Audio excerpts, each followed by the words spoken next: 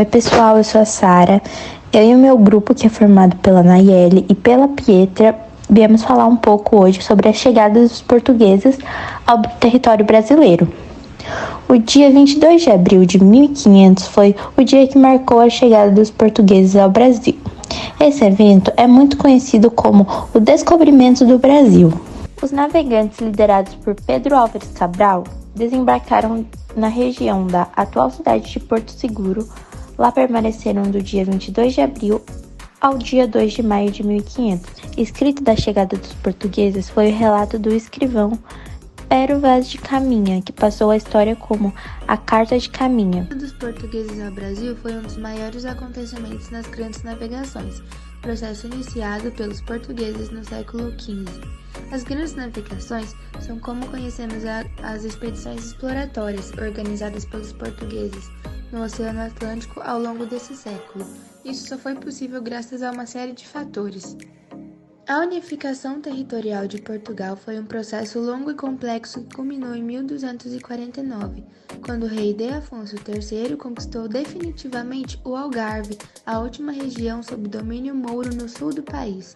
Esse marco consolidou o território português praticamente na forma que conhecemos hoje.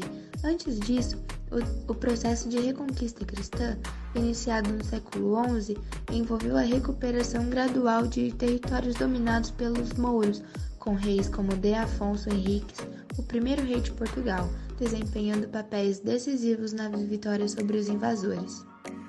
Além da conquista militar, a diplomacia foi fundamental na consolidação territorial, especialmente com o Tratado de Alcanísio, assinado em 1297 entre D. Diniz, filho de Afonso III, e o rei Fernando IV de Castela, que definiu as fronteiras entre os dois reinos, praticamente estáveis até os dias de hoje. Outro fator crucial para a estabilidade territorial foi o casamento entre D. João I, o mestre de aves, e Filipa de Lencastre, em 1387, que fortaleceu a aliança com a Inglaterra e trouxe estabilidade política e militar para o país. A dinastia de Aves, fundada após a crise de 1383 a 1385, garantiu um período de centralização do poder monárquico, com a nobreza e o clero sendo subordinados à autoridade real, contribuindo para a estabilidade interna e o desenvolvimento do Estado português. Assim, Portugal pôde se consolidar territorialmente e avançar em seu projeto de expansão ultramarina nos séculos subsequentes. Sobre o descobrimento do Brasil, a expedição que chegou ao Brasil no dia 22 de abril de 1500, data que é comemorada como o descobrimento do Brasil, começou em Lisboa, Portugal, de onde os navegantes saíram no dia 9 de março de 1500.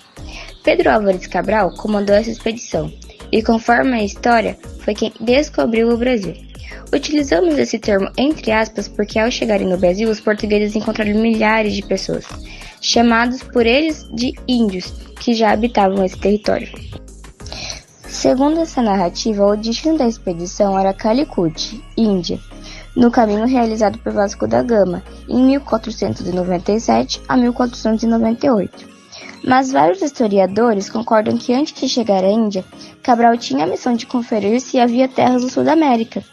A esquadra de Cabral era formada por 9 naus, 3 caravelas e uma naveta. Nela seguiam entre 1.200 e 1.500 pessoas, dentre as quais religiosos, soldados e intérpretes. Muito obrigada pela atenção de todos. Espero que vocês tenham entendido um pouco melhor sobre a chegada dos portugueses no território brasileiro.